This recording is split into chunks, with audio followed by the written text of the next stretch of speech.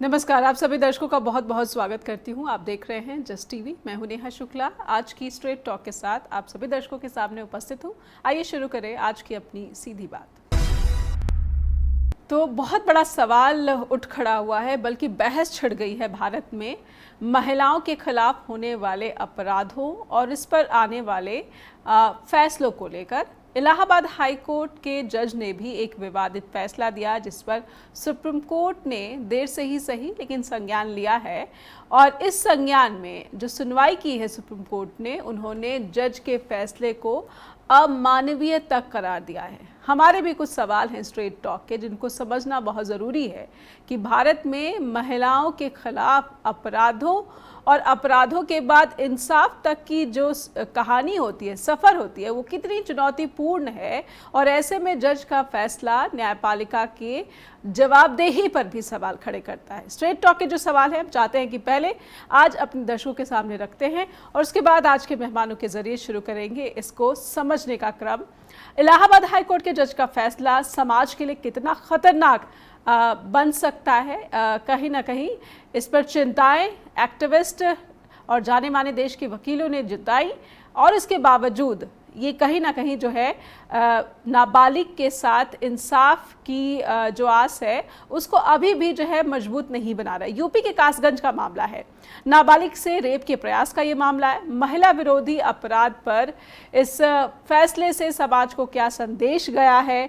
Justice Ram Manohar Narayan Mishra हैं, क्या इनके खिलाफ इस तरह के अमानवीय फैसले के लिए किसी तरह की कार्रवाई होगी? सुप्रीम कोर्ट ने संज्ञान ले लिया है और ये सवाल भी उठ रहा है कि कमजोर वर्ग की सुरक्षा कानून के प्रति न्यायपालिका को कितना जवाबदेह दर्शाता है सुप्रीम कोर्ट का संज्ञान। क्योंकि पहले हाई कोर्ट के फैसले के खिलाफ जब याचिका दी गई थी तब सुप्रीम कोर्ट ने इसको मंजूर नहीं किया था, सुनवाई से इनकार किया था। हमारे सामने बहुत सारे भारत में ऐसे केस हैं जिस पर इंसाफ नहीं मिल सका, महिलाओं के साथ बर्बरता हुई लेकिन इंसाफ नहीं हो सका, आरोपी को बरी कर दिया गया। हमारे साथ आज की जो मेहमान जुड़ चुकी हैं, ये उनका मंच पर स्वागत कर लेते हैं। हमारे साथ पॉलिटिकल एनालिस्ट और विमेन एक्टिविस्ट ताहिरा हसन जुड़ गई हैं लखनऊ से, और हमारे साथ प्रोफेसर अनुराधा जुड़ रही हैं जो कि विमेन राइट्स एक्टिविस्ट हैं। साथ ही साथ महिलाओं की समाज में स्थिति को लेकर इनकी व्यापक समझ भी है, व्यापक रिसर्च भी है।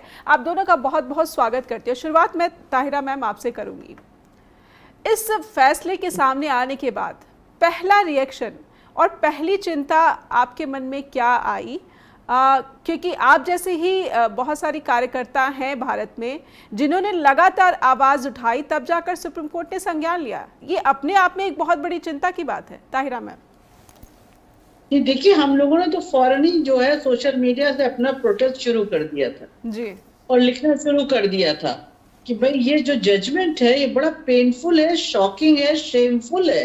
कि आप बताइए किसी बच्ची को, माइनर बच्ची को, 11 साल की बच्ची को वो कह रहे हैं ग्रैबिंग बाय ब्रेस्ट और उसका नाड़ा काट देना, उसको घसीट के पुलिया के नीचे ले जाना, ये जो है ये अटेम्प्ट टू रेप नहीं है जी। तो ये क्या है, उनको बताना पड़ेगा। और फिर छोड़ा, जब वो चिल्लाई और कुछ लोग उधर से गुजर रहे थे, वो आ गए, इंटरवीन किया, तब उन्होंने छोड़ा, लोगों ने इसको पकड़ा। तो ये अगर तो रेप नहीं था तो क्या था? और पॉक्सो में अगर छूते भी है बच्चे के अंग को इस तरह से, तो अब तो रेप का जो पूरा डेफिनेशन है वही वाइडर कर दिया गया है। जी जी। आप फिर से कह रहे हैं, तो ऐसा नहीं कि जब तक पहले इंजर्ड ना हो तब तक रेप नहीं है, ऐसा नहीं लिया गया है। अब सुप्रीम कोर्ट की गाइडलाइन जो है, तो मैं तो देख रही हूँ सुप्रीम कोर्ट की गाइडलाइन भी बराबर वॉयलेट हो रही है। आखिर highest court of the land को कहना पड़ा कि मुझे पेन है, आई एम पेनफुल, कि मुझे इतने हार्श वर्ड यूज करना पड़ रहा है जज की। और जो उन्होंने जो पूरा जजमेंट उन्होंने लिखा है जज साहब ने, ये इनसेंसिटिव। तो आप पूछिए, मैं इस तरह से देखती हूँ, 11 साल की बच्ची, उसके ऊपर क्या इफेक्ट पड़ा होगा, जिस मोहल्ले में रहती है उसका साइकोलॉजिकल इफेक्ट, उसके पूरी जिंदगी पे इसका इफेक्ट होगा, और समाज पर इसका क्या इफेक्ट है जी। रोज जो हम लोग सुनते हैं कि बच्चों के साथ इस तरह की जघन्य अपराध हो रहे हैं, उसका क्या होगा, कैसे इसको कब किया जाएगा, रोका जाएगा? जब तक कि इसको सीरियसली नहीं किया जाएगा महिलाओं के प्रति होने वाली हिंसा को हिंसा के रूप में नहीं देखा जाएगा। और जब तक एक तबका खड़ा होगा और प्रोटेक्ट करता रहेगा रेपिस्ट को, कि जो अटेम्प्ट ऑफ रेप हो या रेपिस्ट हो, तो आप बताइए कैसे रेप रुकेगा जी? इसमें कैसे लगेगी? भले ही निर्भया के बाद कितना मजबूत कानून बन गया, जस्टिस वर्मा कमेटी गठित हुई, एक मजबूत कानून बना जी, हम उसका भी इनपुट उसमें है, लेकिन उसका फायदा क्या हुआ अगर वो इम्प्लीमेंट प्रॉपरली नहीं हो रहा? घूरने तक की दंडनीय अपराध है। यहाँ बच्ची के साथ इतना हो जाता है, उसकी अस्मिता पे प्रहार हो रहा है, उसके ब्रेस्ट के साथ इस तरह से टच हो रहा है, उसका नाड़ा तोड़ा जा रहा है, उसको घसीटा जा रहा है, और उसके अलावा उसके बाद भी जो ये असॉल्ट उसके पूरे डिग्निटी में हो रहा है, मैं कह रही हूँ, और सेक्सुअल नेचुरली उसको घसीट के पुलिया के नीचे ले जाने का और क्या मतलब जी? इनका जैसी लॉयर, सीनियर लॉयर ने भी यही पूरा अपना विरोध दर्ज किया है। तो आप सोचिए कि सुप्रीम कोर्ट के जजेस को ये कहना पड़ा, बिल्कुल, तो अब वो जजमेंट को भी सामने आके एक्सप्लेनेशन देना हो, क्योंकि उन्होंने तो एक्सप्लेनेशन मांगा है highest court of the land ने जी, उन्होंने कहा है उसका एक्सप्लेनेशन भी उससे मांगा जी। किस तरह से आप कर रहे हैं? अगर इस तरह के जजमेंट आते रहे और इस तरह से समाज में भी जो पूरा पेट्रार्की को प्रोटेक्ट करने का काम है, जो डीप रूटेड है पेट्रार्की हमारे यहाँ, तो कैसे महिलाओं पे पड़ती हुई हिंसा को रोका जाएगा? बार बार ये कहेंगे इससे भी सख्त कानून बनाया जाए, इससे भी सख्त कानून बनाया जाए, उसके बाद बात खत्म हो जाए। कानून बनाया जाए, उसका इम्प्लीमेंटेशन हो। पॉक्सो क्यों बना था एक्ट? बच्चों को प्रोटेक्ट करने के लिए बना था, बच्चों को प्रोटेक्ट करने के लिए बना था। आखिर इसका जवाब तो देना पड़ेगा कि जो कानून है उनका इम्प्लीमेंटेशन प्रॉपर्ली नहीं होता है। बिल्कुल, आप कैसे करेंगे? और उस बच्ची के बारे में बार बार सोचती हूँ, जो मेरे दिमाग में आया कि वो 11 साल की बच्ची किस ट्रॉमा से गुजर रही होगी। आप ये सोचिए, वो बच्ची, बिल्कुल, ये जो ट्रॉमा है शायद अभी भी बच्ची जो है उस ट्रॉमा से शायद ही बाहर आए, क्योंकि अभी इंसाफ मिलता दिख नहीं रहा है। अगर संज्ञान ले लिया गया है तो जो आरोपी हैं क्या अब उनको सख्त से सख्त जो सज़ा है वो सुनाई जाएगी, क्योंकि अभी मामला अंडर ट्रायल है। प्रोफेसर अनुराधा, भारत एक ऐसा समाज जहाँ पर कुछ आंकड़े में जमा कर रही थी, जिसमें हर घंटे 51 विमेन क्राइम होते हैं अगेंस्ट विमेन। हर घंटे का ये आंकड़ा है, मैं गलत भी हो सकती हूँ, आपके पास अगर कुछ अन्य आंकड़ा है तो ज़रूर हमारे दर्शकों के सामने रखिए। मैं समझना चाहती हूँ कि जिस कोर्ट में कानून की सबसे ज़्यादा जो है सही इंटरप्रिटेशन होनी चाहिए, उसी कोर्ट में मनमानी जब आप देखती हैं तो न्यायपालिका पर जो सवाल उठ रहे हैं, ये समाज में सुधार को के लिए कितना बड़ा खतरा है या फिर अलार्मिंग केस है? आप किस तरह से देख रही हैं प्रोफेसर अनुराधा? आप बिल्कुल ठीक कह रही हैं नेहा मैम, बिल्कुल मैं सुन रही थी ताहिरा मैम को भी कि ये जो टिप्पणियां उन्होंने दी हैं ये कितनी इनसेंसिटिव टिप्पणियां हैं। मुझे ऐसे लगता है कि जो हम बात कर रहे हैं आज जेंडर वायलेंस की, वो इतनी ज्यादा जो इस बेटी के साथ इतना गलत हो रहा है और जो उन्होंने इस तरह का किया है, बात की है, ये कहीं कोर्ट रूम से नहीं शुरू होता है, ये हमारे घरों शुरू होता है जी। ये हमारी वैल्यूज है जो मैम बात करें, पेट्रियार्की हमारी सोसाइटी है, वहां से शुरू होता है। हमारे जो हम बच्चों को क्लासरूम में पढ़ाते हैं ये वहां से शुरू होता है, जो हम उनकी वैल्यूज दे रहे हैं ये वहां से शुरू होता है।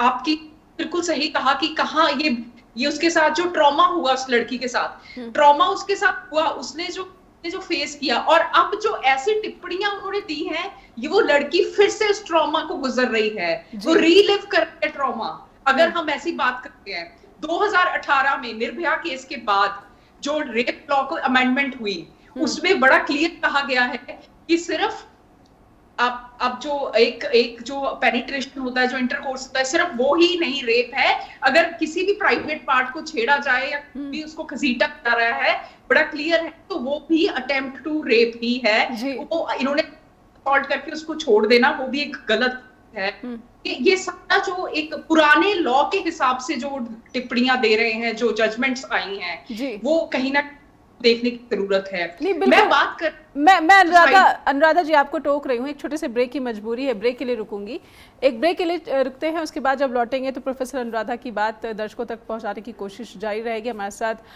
ताहिरा हसन जी भी लगातार जुड़ी हुई हैं, जानी मानी देश की वुमेन एक्टिविस्ट हैं, उनसे समझने का क्रम आगे बढ़ाएंगे कि भारत का समाज क्या महिलाओं के खिलाफ होने वाले अपराधों या फिर रेप जैसे बहुत ही घिनौने अपराध के लिए भी संवेदनशील बना पाए हैं हम। न्यायपालिका में इस संवेदनशीलता की जो है गैर मौजूदगी, गैर हाजिरी है, ये भारतीय समाज के लिए कितना अलार्मिंग सिचुएशन है। एक ब्रेक के बाद लौटते हैं। तो कटघरे में जज साहब हैं, जज साहब का नाम है जस्टिस राम मनोहर नारायण मिश्रा। वो एक ऐसा फैसला सुनाते हैं जिसने भारत में बहस छेड़ दी है। रेप को लेकर जज साहब की जो टिप्पणियां हैं, जो फैसला है, वो हैरान कर रही, हतप्रभ कर रही है, और सुप्रीम कोर्ट ने इसे जो है इनसेंसिटिव और इनह्यूमन भी बताया है। अब इंसाफ की जो है आज थोड़ी सी जो है दिखने लगी है, क्योंकि 2021 का मामला है। एक नाबालिग बच्ची जिसके साथ अटेम्प्ट टू रेप हुआ, वो कोर्ट तक पहुंची। कासगंज उत्तर प्रदेश का एक इलाका, कह नहीं सकते कि बहुत ही ये विकसित इलाका है, जहां पर जागरूकता ऐसी है कि महिला जो है अपने खिलाफ, खास करके एक बच्ची अपने खिलाफ होने वाले अपराध के लिए जागरूक होती है और पुलिस तक अपनी शिकायत करने पहुंचती है। भारत के समाज का अगर आप ढांचा समझते हैं तो आप भारतीय समाज में मौजूद एक नाबालिग बच्ची की मनोदशा को समझ सकते हैं, और इसीलिए इस फैसले पर बहस बहुत ज़रूरी हो जाती है, क्योंकि भारत का समाज अगर खुद को विकसित बनाने की कोशिश कर रहा है तो इस दिशा में ये जो मामला है ये अलार्मिंग सिचुएशन की तरफ इशारा कर रहा है। हमारे साथ प्रोफेसर अनुराधा जुड़ी हुई। प्रोफेसर अनुराधा, मैं चाहती हूँ कि पहले आप अपनी बात रखें, उसके बाद इस बहस को आगे बढ़ाएंगे ताहिरा जी के साथ। जी मैम, बिल्कुल मेरा ये मानना है कि क्या हम बात करते हैं कि हमारी आज की जो महिला है वो शिक्षित है, उसके पास स्किल्स हैं, क्या वाकई में वो एम्पावर्ड है? क्या जिस हिसाब से ऐसी जजमेंट्स आ रही हैं, ऐसे उनके ऊपर जुल्म ढाए जा रहे हैं, ऐसी वायलेंस हो रही है, चाहे वो कोई भी वर्ग की है, वो महिला, चाहे वो बच्ची है, चाहे वो 19-20 साल की है, 40 साल की है, 50 से 70 तक की अगर हम बात करें तो वो कहाँ तक हम सेफ हैं? क्या सिर्फ हम एम्पावर पेपर और पेन के ऊपर ही हम एम्पावर्ड हैं? क्या लीगल राइट, कानून हमें जो मिला है, वो जो हमारी राइट्स हैं, क्या सिर्फ वो पेपर के ऊपर ही रह गई हैं? रिप्रेजेंटेशन की बात कर रहे हैं, वर्कफोर्स की बात कर रहे हैं हम, क्या वाकई में ये सारा जितनी भी कंडीशनिंग है, सोशल कंडीशनिंग, जो सोशल पैट्रियार्की है, आज भी कहीं हमारे माइंडसेट्स को डोमिनेट कर रही है? ये इस टिप्पणी के बाद हमें ये लग रहा है कि आज भी कहीं ना कहीं हम एजुकेट तो हम एजुकेट जरूर हैं, लेकिन आज भी कहीं ना कहीं इंडिपेंडेंट डिसीजन नहीं ले पा रहे हैं अपने। हम देखिए, दो बातें हैं इसमें मैं रखूंगी। एक तरफ हमारी सोसाइटी है और एक तरफ हमारा कानून है। सोसाइटी ये एक्सेप्ट नहीं कर रही है। जब तक एक्सेप्टेंस नहीं होगा तब तक कोई कानून इंप्लीमेंट नहीं हो सकता। हमारी सोसाइटी आज भी पैट्रियार्कल नॉर्म्स को मानती है। मैं आपको बताती हूँ, मैंने एक प्रोजेक्ट किया था, बेटी बचाओ बेटी पढ़ाओ अभियान, जो बड़ा चल रहा है, बड़े सालों से ही चल रहा है। उसके अंदर हमने सर्वे किया पूरे पंजाब की महिलाओं के डिस्ट्रिक्ट का। महिला खुद ये कहती है कि मैं घर के डिसीजन खुद वो नहीं लेती, वो मेल को सारा हक देती है कि वो डिसीजन ले। और ऐसे वाक्य आपको बहुत जगह देखने को मिलेंगे जहां हम इंडिपेंडेंट तो हैं, बहुत अच्छी पोजीशंस पर सीईओज हैं, लीडर्स हैं, लेकिन क्या घरों में हमारी क्या कंडीशनिंग है, घरों में हमारी क्या पोजीशन है, चाहे वो बच्ची है चाहे वो महिला है, उसको कितने हक मिले हैं। बिल्कुल ये मेरा ये मानना है। हम बात करते हैं पे स्केल की, इकोनॉमिक डिस्पैरिटी इतनी ज्यादा है, चाहे वो सेलिब्रिटी है चाहे वो लो स्टेटा की वुमेन है, ये सारी चीजें दर्शाती हैं हमारी। आई थिंक ये ज्यादा इश्यूज हमारे मेंटल इश्यूज ज्यादा है, फिजिकल से ज्यादा मेंटल इश्यूज। तो जज साहब का भी आप ये कहेंगे कि वो किसी अलग ही मेंटल इश्यू से गुजर रहे थे जब उन्होंने ये टिप्पणियां की होंगी, या फिर आरोपियों की तरफ से जो है वो इस पूरे मामले को समझने की कोशिश कर रहे थे? और उन्होंने, सबसे बड़ी बात तो ये है ताहिरा मैम, मेरा सवाल आपसे, जज साहब ने 4 महीने इस फैसले को सुरक्षित रखा, फिर 4 महीने में क्या वो पॉक्सो की धारा को नहीं समझ पाए? निर्भया कांड के बाद जो कानून जो है पूरा एक सख्त कानून आया, उन धाराओं को नहीं समझ पाए? जज साहब की कंफ्यूजन की वजह आप क्या देख रहे हैं, या सिर्फ और सिर्फ ये उनकी इनसेंसिटिविटी थी कि उन्होंने आरोपियों की तरह से पूरे केस को समझने की कोशिश की? नहीं, बिल्कुल देखिए इनसेंसिटिविटी थी, तो बिल्कुल highest court of the land ने भी कहा और ये भी कहा जो आपने कहा ऑफ द मोमेंट ये उन्होंने जजमेंट नहीं दिया है इमीडिएटली कि उन्होंने दिया, वो 4 महीने रिजर्व रहा है जजमेंट, उसके बाद आया है। वो 4 महीने तक क्या किया उन्होंने, देखिए वो भी इसी पेट्राकल सोसाइटी से गए हैं जैसा आप भी, उन्होंने किस तरह से सोचा आप देखिए, चाहे वो निर्भया हो, आपको याद होगा, उसके बाद हाथरस याद होगा कि जब महिला के साथ उसकी बॉडी को वॉयलेट करते, मेरे ख्याल से nothing could be more heinous crime than violating women body. तो रेप में जब बॉडी वॉयलेट होती है उस समय भी समाज से एक आवाज आती है कि ये जो महिला है या लड़की है ये अपने पुरुष साथियों के साथ बाहर जाती है, क्योंकि इस तरह की लड़कियां आपको याद होगा गन्ना के खेत में पाई जाती हैं, अरहर के खेत में पाई जाती हैं, किसी का कैरेक्टर असैसिनेशन होता है जी। इसके खिलाफ भी जो लोग कर रहे हैं, चाहे वो किसी भी पोस्ट पर हो, उनके खिलाफ भी एक्शन होना चाहिए। जस्टिस वर्मा कमेटी में ये भी है कि जिस तरह की अगर लैंग्वेज कोई बोलता है या लगता है कोई मैगजीन से भी ऐसा दिखाता है या घूरता है, वो सब आता है दंडनीय अपराध, बिल्कुल उस सब के खिलाफ होना चाहिए। देखिए बच्चियां जाती है, कहती है हम स्कूल जा रहे हैं, बहुत सी बच्चियां गांव में जो दूर जाती है स्कूल, वो स्कूल जाना छोड़ देती है, शहरों में भी, क्यों ईव टीजिंग। अगर ईव टीजिंग को तुरंत जाके थाने में दर्ज कराया जाए और तुरंत एक्शन हो जाए तो ये रेप, वो वही लोग आगे चल के रेप करते जब देखते हैं कि उनको बिल्कुल खुला एक मैदान मिला हुआ है, जाके रेप करते हैं। और जब इन्वेस्टिगेटिंग एजेंसीज हमारी सारे एविडेंसेस कलेक्ट नहीं करती प्रॉपरली, तो जाहिर कोर्ट में जो एविडेंसेस आते हैं उसी के बिना पर ये जजमेंट आते हैं। लेकिन यहाँ पे ये बात भी नहीं थी, वही मैं कह रही हूँ, छावड़ा दिल्ली रेप केस में तो थी बात, वो एविडेंसेस कलेक्ट नहीं हुए थे, तो ऑनरेबल कोर्ट ने जजमेंट उसमें एविडेंसेस पे दिए। यहाँ तो ये भी नहीं था। लड़की की माँ कह रही थी कि बाद में उसका पिता धमका रहा था और शोर मचा, तब छोड़ा, सारी बात बता रही है। बिल्कुल। अब ये 11 साल की लड़की जो है वो भी बता रही होगी, उससे भी बार बार पूछा जा रहा होगा वो किस ट्रॉमा से गुजर रही होगी। जो बच्ची है अभी, उसको आपने एकदम से क्या मैच्योर कर दिया, उसको एक ट्रॉमा से निकाल दिया, पूरा गुजार दिया। अब उसकी मेंटल हेल्थ के बारे में भी सोचना चाहिए जी। ताहिरा मैम, क्या करेगी, ये तमाम सवाल मुझे लगता है कि सुप्रीम कोर्ट में आएंगे, ये पूछे जाएंगे कि भाई ये जो जजमेंट आया है इससे तो तमाम सोसाइटी पर इफेक्ट पड़ रहा है जी। ताहिरा मैम, न्यायपालिका को कितना जवाबदेह दिखना चाहिए और मौजूदा वक्त में भारत में देश की तमाम जो अदालतें हैं इनके जरिए क्या न्यायपालिका सेंसिटिव वुमेन क्राइम्स के अगेंस्ट दिखता है? मैं एक सीधी सी मैं आपसे बात समझने की कोशिश कर रही हूँ कि भारत में न्यायपालिका को लेकर मौजूदा वक्त में काफ़ी सवाल खड़े हो रहे हैं। करप्शन की बात तो है ही, लेकिन जिस सेंसिटिविटी की हम अपनी जांच एजेंसियों से अपेक्षा करते हैं, क्या यही सेंसिटिविटी इसी को अपग्रेड करने के लिए या फिर इसको और ज़्यादा जो है सुपर फाइन बनाने के लिए, क्या इस दिशा में किसी तरह की कोई आपने कोशिश देखी है या फिर आपने देखा है कि हमारे जो जजेस हैं, एक दो मामले अगर जस्टिस मिश्रा को छोड़ दिया जाए तो सेंसिटिविटी इज ऑलरेडी देयर? देखिए यहाँ तो जो जस्टिस मिश्रा जी ने जो दिया है, ऐसा कुछ जजेस होंगे जो देते होंगे, लेकिन महिला मुद्दे पे मुझे लगता है जब भी ऐसा होता है और ये केस जब भी सुप्रीम कोर्ट जाता है, मैंने ये देखा है, highest court of the land always stood with the women.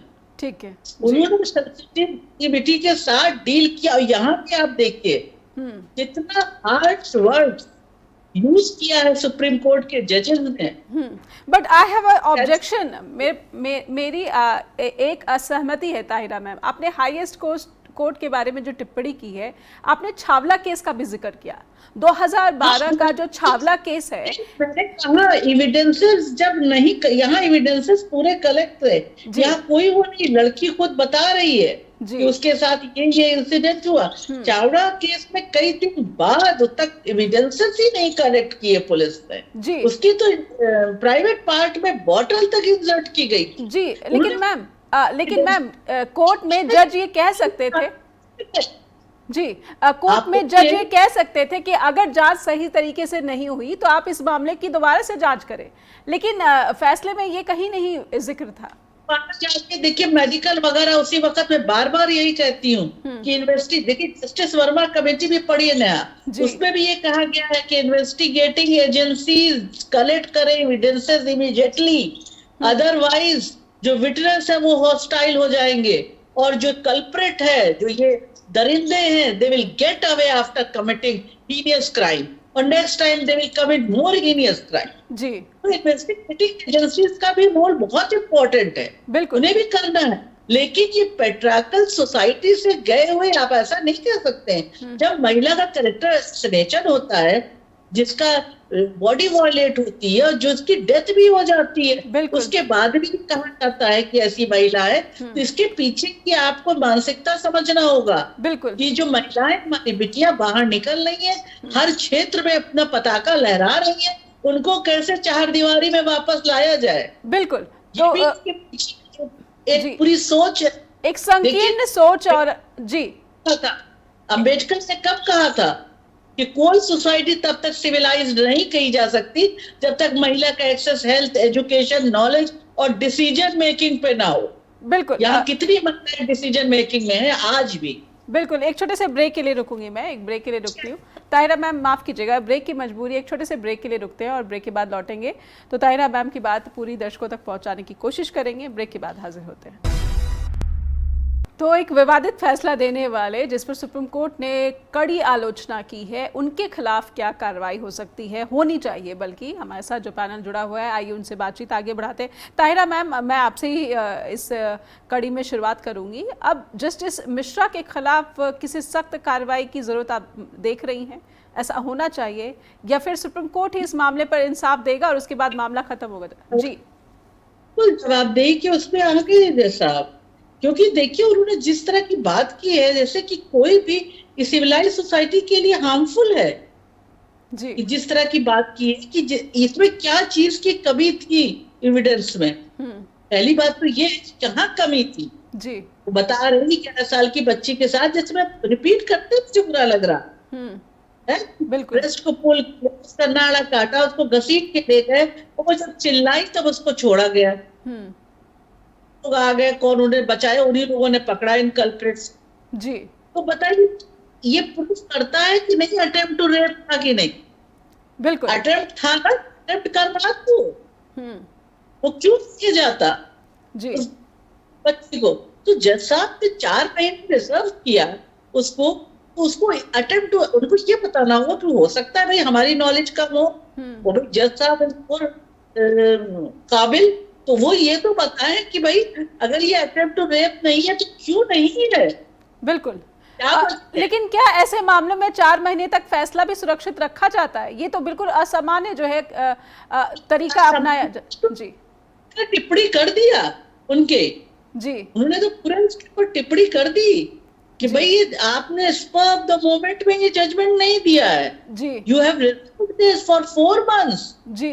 बिल्कुल बिल्कुल, ये जवाब तो उन पर बनती है। जो highest court of the land ने कहा, तो मुझे तो लगता नहीं है कि कोर्ट का अब highest court of the land का भी वॉयलेट कर देंगे, ऐसा तो नहीं होना चाहिए। बिल्कुल, क्योंकि ये बहुत खराब प्रेसिडेंट सेट करेगा। बिल्कुल बिल्कुल। प्रोफेसर अनुराधा जी, प्रोफेसर अनुराधा, मैं आपसे समझना चाहती हूँ, भारत की सोसाइटी को आप बखूबी समझती हैं क्योंकि एवरीडे आपका जो वर्किंग है ये यही है। भारतीय समाज किस दिशा में आगे बढ़ा और किस मनोदशा में है, किस स्थिति से गुजर रहा है, सुप्रीम कोर्ट तक पहुंचने की कितनी महिलाएं अपने खिलाफ होने वाले अपराधों के खिलाफ शिकायत लेकर पहुंच पाती हैं? सुप्रीम कोर्ट तक की पहुंच को लेकर आपका क्या कहना है? क्योंकि ऐसा लग रहा है, ऐसा प्रतीत हो रहा है कि अगर महिला को इंसाफ कहीं सुनिश्चित हो सकता है, क्योंकि कासगंज का मामला और इलाहाबाद हाईकोर्ट की जो टिप्पणी है, अपने आप में इलाहाबाद हाईकोर्ट पहले भी काफ़ी कंट्रोवर्सीज में घिरा हुआ है। जस्टिस यशवंत वर्मा को इसीलिए इलाहाबाद हाईकोर्ट भेजा गया क्योंकि उनके घर से कैश बरामद हुआ था, तो कहीं ना कहीं उसे एक डंपिंग कोर्ट की तरह भी मैं कहूँगी कि सुप्रीम कोर्ट का कॉलेजियम है जो वो देख रहा है। तो ऐसे में मैं आपसे उस रेशियो की बात समझना चाहती हूँ। भारत में एक ऐसा न्यायालय है इलाहाबाद हाई कोर्ट, जहां पर अगर मामला पहुंचा तो शायद आपको जो है इंसाफ नहीं मिलेगा, और अगर मिलेगा तो वो किस स्टेटस का होगा, किस डिग्री का होगा, इस पर भी सवाल है। बिल्कुल, मैं आपकी बात से बिल्कुल नेहा जी सहमत हूँ। इस जो आप बात कर रही हैं कि क्यों एक औरत को सुप्रीम कोर्ट तक जाना पड़ रहा है जब निचली अदालत इस तरह के फैसले सुनाती है। मैं कहूंगी बड़ी शर्मनाक बात है कि इस तरह की उन्होंने रिमार्क्स, इतने इनसेंसिटिव रिमार्क्स दिए। आप बिल्कुल कह रही है, मैं रोज ऐसे हम मामले सुनते अपने आसपास देख रहे हैं। क्या एक लड़की एक रात को घूम नहीं सकती? एक्यूज्ड को क्वेश्चन करने की बजाय एक विक्टिम को आप बार बार पूछ रहे हैं, बार बार उसको सवाल करते हैं। क्या एक औरत आज भी पुलिस स्टेशन जाने में वो केस सुप्रीम कोर्ट तक लेके जाएगी, वो दूसरी बात है। क्या एफआईआर दर्ज कराने तक, पुलिस स्टेशन जाने तक, अगर आप देखेंगे कितनी महिलाएं इस बात पे एग्री करती हैं कि क्या वाकई ही में वो अपने आप को सक्षम, वो कॉन्फिडेंट फील करती हैं। कोई शिकायत स्टेशन तक दर्ज कराने के लिए, जाने के लिए वो रेडी नहीं होती हैं। इस बात का आने के लिए राजी कराना पड़ता है, उनको हमें मोटिवेट करना पड़ता है। आप बात सुप्रीम कोर्ट तक केस लेके जाने के लिए कितनी महिलाएं हैं। अगर हम बात करते हैं शिक्षित महिलाओं की, हायर एजुकेशन तक पहुंचती हैं, जो एम्पावर्ड महिलाएं हैं, जो नौकरी पेशा है, मैं बात ही नहीं कर रही हूँ जो इलिटरेट महिलाएं हैं, हम उनकी भी बात करते हैं। तो अगर आप देखेंगी हमारी जो एजुकेशन में, अगर मैं बात करती हूँ, जो ये जैसे शिक्षा का स्तर बढ़ता है, स्कूल से वो कॉलेज जाती हैं, कॉलेज से हायर एजुकेशन यूनिवर्सिटी, तो जो उनकी इनरोलमेंट की मैं बात करती हूँ, अगर आप डेटा देखेंगी, अगर आप जितनी भी संख्याएं देखेंगी, वो कम होती जाती है। ये हमारी, मैं बात कर रही हूँ टेक्नोलॉजी की, मैं बात कर रही हूँ साइंस की, इनके अंदर इनकी जो रिप्रेजेंटेशन है वो कम होती जाती है। इस मामले के अंदर मैं जज साहिब की ये जो टिप्पणी आई है, मुझे लगता है कि मैं बात कर रही हूँ बार बार, अपनी बेटियों को, हम अपनी महिलाओं को शिक्षा दे, नहीं, हमें अपने मेल जो चाइल्ड है उसको शिक्षा देने की जरूरत है। जब वो ऐसी टिप्पणियां कर रहे हैं, इतनी शर्मनाक टिप्पणियां कर रहे हैं, मुझे ऐसा लगता है कि हमें एजुकेशन जो एक मेल को देनी, उसको सेंसिटाइज करने की जरूरत है पहले घरों। तो मुझे लग रहा है कि अभी तो जो जजों को सेंसिटाइज करने की जरूरत है कि जेंडर जो सेंसिटिविटी है वो शायद जजों को भी, भारत के कई जो है खास करके निचली अदालतों के जज हैं, उनको भी जेंडर सेंसिटिविटी जो है सिखानी पड़ेगी। ताहिरा मैम, मैं आपसे समझना चाहती हूँ कि अब इस मामले में आगे आप क्या अपेक्षा करें? आपने कहा कि शायद यहाँ पर अब जो है सही तरीके से सुनवाई होगी, लेकिन बात यह है कि 11 साल की बच्ची, 2021 का केस और 2025 के मार्च में हम ये बहस कर रहे हैं। क्या देर से मिला न्याय होगा? नहीं, बिल्कुल। देखिए, जस्टिस डिलेड इज रियली, जो डिले हुआ है तो उसमें जस्टिस तो डिले हुआ ही है। Justice has been delayed to this young girl. तो इसमें कोई तो कहने की बात नहीं। इस माइनर बच्ची के साथ एक नाइंसाफी हुई है पूरी तरीके से। लेकिन एटलीस्ट मैं कह रही हूँ कि सुप्रीम कोर्ट ने सुमो मोटो ले लिया। ये बच्ची जो है वो ग्रामीण क्षेत्र की है और जाहिर बहुत वेल ऑफ फैमिली की नहीं है, तो उनका ट्रॉमा आप सोचिए, उस समाज में जहाँ पे वो मूव कर रही होगी 11 साल की बच्ची 3 साल से, वहां पे किस तरह का फेस कर रही होगी। और फिर जब ये जज साहब ने ये वाला जजमेंट दिया होगा तो कैसा लगा होगा कि भाई क्या है। लेकिन मैं तो सुप्रीम कोर्ट को इसीलिए कह रही हूँ, उसने फोटो लेते हुए इसका लिया और इस जबान में टिप्पणी किया, हार्श टिप्पणी किया। मुझे लगता है कि इसको जस्टिस देने होगा, लेकिन मिलेगा, जस्टिस मिलना चाहिए। देने भी नहीं होना चाहिए, नहीं बहुत इफेक्ट करता है, और खासकर माइनर बच्चों के लिए पॉक्सो बने। पॉक्सो का मतलब क्या था? पॉक्सो एक्ट बिल्कुल वो प्रोटेक्ट के लिए बना था, लड़के लड़की दोनों को। तो वहां पर आप देखिए कि ये बहुत शर्मनाक बात। बिल्कुल, इतने सुप्रीम कोर्ट सुमोटो तभी होगा, वही आगे आएगा तब होगा, नहीं तो निचली अदालतों से जो है इसी तरह का महिलाओं के बारे में आएगा। कि एक टाइम होगा कि आदमी डरेगा ही नहीं, बिल्कुल दरिंदे डरेंगे ही नहीं। मैम एक छोटी सी जिज्ञासा है मेरी, इससे पहले कि मैं उस जिज्ञासा को भी आपके जरिए समझूं और दर्शकों तक पहुंचाने की कोशिश करूं कि भारतीय समाज में क्या किसी तरह का परिवर्तन आप देख रही हैं कि पुरुष प्रधान जो मानसिकता है या फिर महिलाओं के शोषण के लिए भी जो मानसिकता है उसको कहीं ना कहीं जो बढ़ावा मिल रहा है? क्योंकि एक केस और जोड़ना चाहती हूँ इस केस के साथ, अभी मुस्कान, वो भी उत्तर प्रदेश के मेरठ का मामला है, पति की हत्या का मामला है। उस मामले को लेकर समाज ने अपनी जो तत्परता दिखाई है, अपनी जो आक्रामकता दिखाई है, और अब इस मामले पर जो आक्रामकता देखने को मिल रही है, बहुत ही फर्क है। एक छोटा सा ब्रेक के बाद लौटती हूँ। ब्रेक के बाद जुड़े रहिए जस्ट टीवी के साथ, स्ट्रेट टॉक के साथ हाजिर होंगे। तो नाबालिग से रेप और कानून बनाया गया भारत में पॉक्सो एक्ट, और नाबालिगों को जो है रेप जैसे घिनौने अपराध से बचाने के लिए, उनकी सुरक्षा के लिए ये मजबूत कानून लाया गया था। लेकिन जज साहब शायद इस कानून की रूह को, आत्मा को ही नहीं समझ पाए। कानून किसके लिए बनता है? देश के नागरिकों की सुरक्षा के लिए, अगर अपराध हो जाए तो उनको इंसाफ दिलाने के लिए। लेकिन क्या जजों को सेंसिटिव बनाया जा रहा है? जेंडर सेंसिटिविटी भारत के लिए एक बहुत बड़ी चुनौती दिखने लगी है। हमारे साथ जो हमारे पैनलिस्ट जुड़े हुए हैं, आइए दर्शकों को उनके पास लेकर चलते हैं। ताहिरा मैम, ब्रेक पर जाने से पहले मेरठ का जो केस मैंने आपके सामने रखा था, 2 मामले हैं, बहुत ही घिनौने अपराध कह सकते हैं, लेकिन दोनों मामलों में हमारे समाज की आक्रामकता जो देखने को मिल रही है। ताहिरा मैम, इस पर आपकी टिप्पणी। जी बिल्कुल, बहुत अच्छा रखा नेहा ये आपने सवाल, इस वक्त मैं कहूंगी, और बहुत रेलेवेंट रखा आई थिंक, क्योंकि देखिए मैं सोशल मीडिया पे भी देख रही हूँ। इससे पहले देखिए एक बच्ची को जिसको काट के फ्रिज में रख दिया गया था, श्रद्धा, उस पर मीडिया पे इतना हंगामा नहीं था।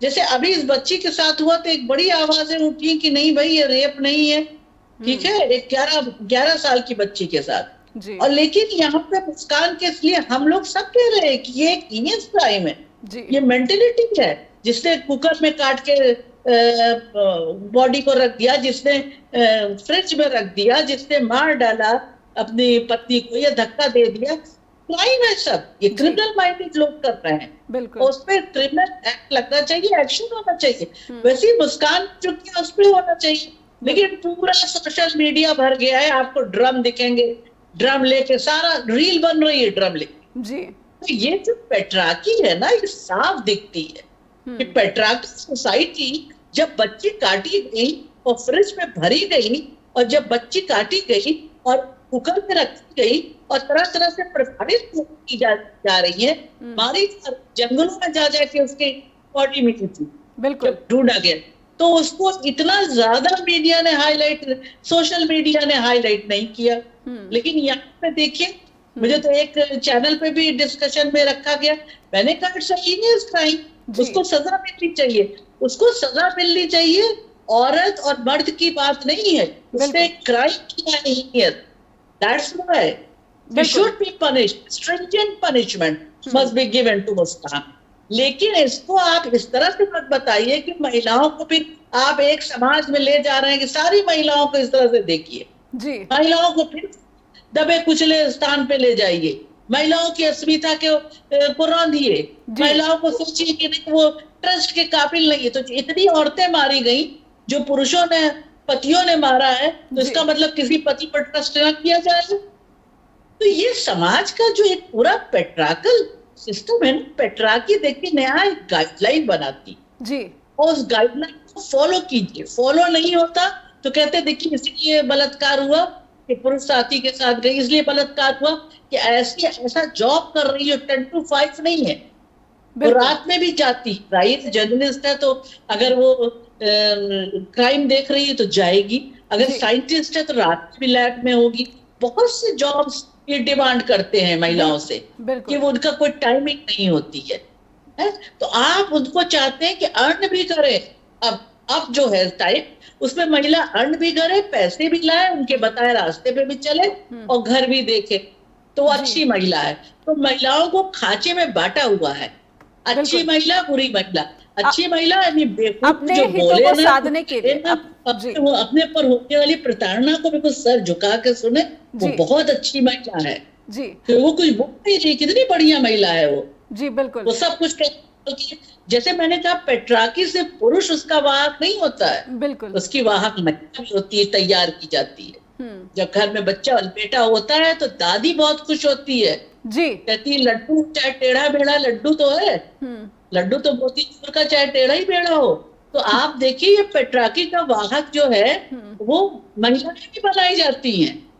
बिल्कुल, क्योंकि मैं जब डोमेस्टिक वायलेंस पे एक पूरा काम कर रही थी, जब हम लड़ रहे थे डोमेस्टिक वायलेंस एक्ट के लिए, स्ट्रगल कर रहे थे, उस समय जब देवरिया और ये सब बस्ती इलाकों में जाते थे तो महिलाएं कहती थी कि मार दिया तो क्या हुआ, पति ने वो पालन पोषण करता है, खाना देता है, पानी देता है। यानी कि आप महिला को जानवर के समान मानते हैं, आप उसको ये मानते ही नहीं कि उसके अंदर भी कुछ होता है, आत्मा होती। तो ये चीजें बदलने में समय लग रहा है, पर बदलता हुआ दिख नहीं रहा है। जी, एम्पावर्ड हो गई हैं, वो तो कुछ मामले में हेड ऑन ले रही हैं, लेकिन अभी इतना आसान नहीं है नेहा। ये हेड ऑन वाला मामला जो है अभी इतना आसान नहीं है। इसमें अभी रास्ते अभी और थोड़े से पथरीले रास्ते हैं जिसमें क्रॉस करके चलना होगा, और हम लोग कोशिश करें कि हमारी यंग जनरेशन और स्ट्रांग हो क्या है। बिल्कुल, अब मैं प्रोफेसर अनुराधा से समझूंगी कि अब हमने अपनी इन्वेस्टिगेशन जांच एजेंसियों को सेंसिटिव बनाने की कोशिश की, क्या अब बड़े पैमाने पर ये कैंपेन चलाए जाने की भी कोशिश होनी चाहिए प्रोफेसर अनुराधा, कि हमारे कोर्ट्स में जो जज हो, जो वकील हो, वो भी जेंडर सेंसिटिविटी जो थोड़ा है उसको थोड़ा पॉलिश कर ले? जी बिल्कुल, ये जो है ये सारी चीजें कहीं ना कहीं इंटरलिंक्ड हैं, आइसोलेशन में नहीं हो सकती हैं। आप बिल्कुल ठीक कह रही हैं। जब एक जज को उसको जब हम एक डिग्री देते हैं, जब उसको जब वो पूरा इस प्रक्रिया से निकलते हैं, हम कहीं ना कहीं मुझे लगता है हमारे सिस्टम में वो एक फ्लॉ है।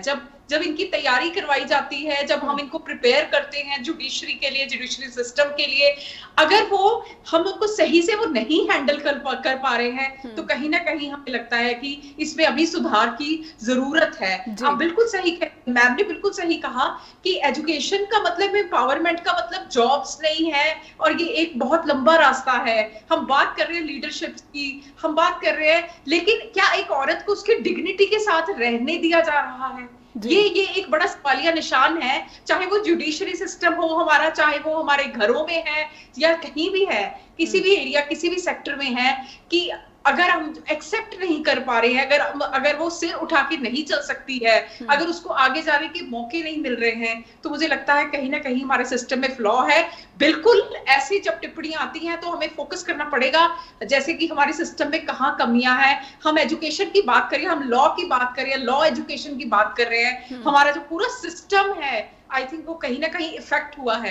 मैम बिल्कुल सही कह रही हैं, ये हमारी जो सोसाइटी है, हम मॉडर्न एम्पावरमेंट की इतनी जल्दी हमें वो रिजल्ट नहीं मिलेंगे। हमें बहुत फाइट करना पड़ेगा, स्ट्रगल करना पड़ेगा, क्योंकि जो अब मैं बात करी ग्लोबलाइजेशन की, एम्पावरमेंट की, हमारी सोसाइटी के अंदर रूल्स जो हैं एक औरत के लिए बनाए गए हैं, खास करके उसको कहा गया है कि वो एक फॉलो करे। मुझे लगता है सारी फाइट, जो रियल फाइट जो हो रही है, वो क्राइम के अगेंस्ट नहीं हो रही है, वो एक सिस्टम के अगेंस्ट है कि किस तरह से हम इस सोसाइटी में विक्टिम्स हैं। हमारे सामने 11 साल की बच्ची है, कोई भी किसी, हम बात कर रहे थे, आप मुस्कान केस की बात कर रहे हैं, बहुत सारे ऐसे विक्टिम्स होंगे। आई थिंक इस माइंडसेट को डिसमेंटल करने की जरूरत है, जो जहां हमारे बेटियां, हमारी सिस्टर, हमारी मदर, हम सब लोग फेल हो रहे हैं। जब वो इस तरह की टिप्पणी देते हैं तो एक जो विक्टिम सर्वाइवर है वो फेल नहीं होता, एक पूरी जनरेशन फेल हो रही है, एक पूरा सिस्टम जो है और एक डेमोक्रेसी है वो भी फेल हो रही है मेरे ख्याल से। अगर मुझे ये शब्द अगर मैं इस्तेमाल करूं तो अतिशयोक्ति नहीं होगी। ताहिरा मैम, एक छोटी सी टिप्पणी, क्या हमारा भारतीय समाज दक्षिणपंथी विचारधारा में इतना जगड़ चुका है कि इस तरह के जजमेंट को लेकर जो आक्रोश जो दिखना चाहिए था समाज का, वो आक्रोश उस पैमाने पर नहीं सामने आ सका है? एक छोटी सी टिप्पणी, समय समाप्ति का इशारा कर रहा है। जी बिल्कुल आप सही कह रही हैं कि बिल्कुल एक जकड़बंदी, जो एक दत्यानुसी सोच है, उसकी जंजीरों में जकड़ गया है।